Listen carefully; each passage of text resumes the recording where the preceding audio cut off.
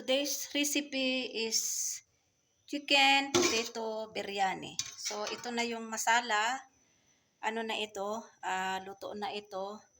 And then, ito naman yung ang tawag dito, yung rice. Sandali, buksan ko yung rice. Then, magagawa din ako ng reta. Lagyan ko ito ng yogurt. And then, din ako ng chips. Ayan. So, ito na yung kanin. Ayan. Dapat half boil lang ito. Tapos, tanggalin ko yung tubig. Tapos, layer ko. So, ayan na. Kasi may bisita kami. Galing ng Germany yung hipag ko at saka yung dalawang anak niya. Dumating pa sila nung 11. Kaya lang dumiretso siya doon sa parents' house niya. Kasi yun nga, namatay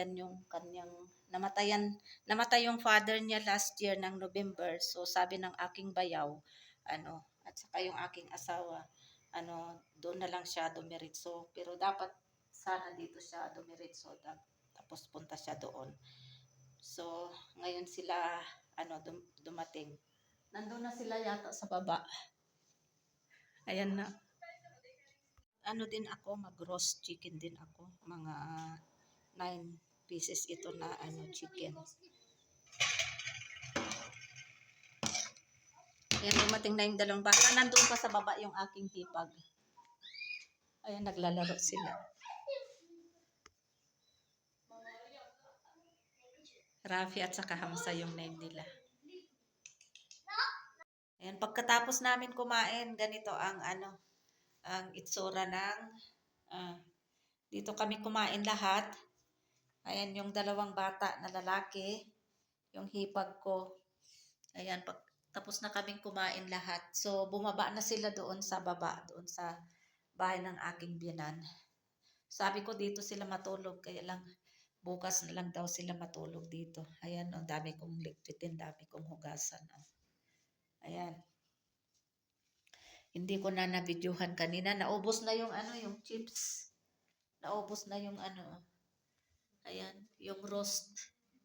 Isa na lang yata ang natira. Tapos yung biryani. Ayan, meron pang biryani. Ayan, may biryani pa. Ayan, so I will arrange this one.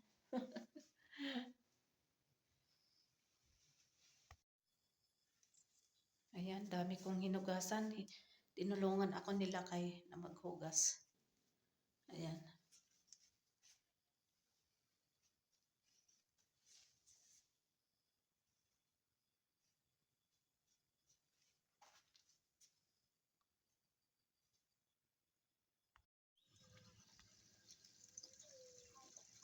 Rafi and Hamza, they are very happy playing with our dog.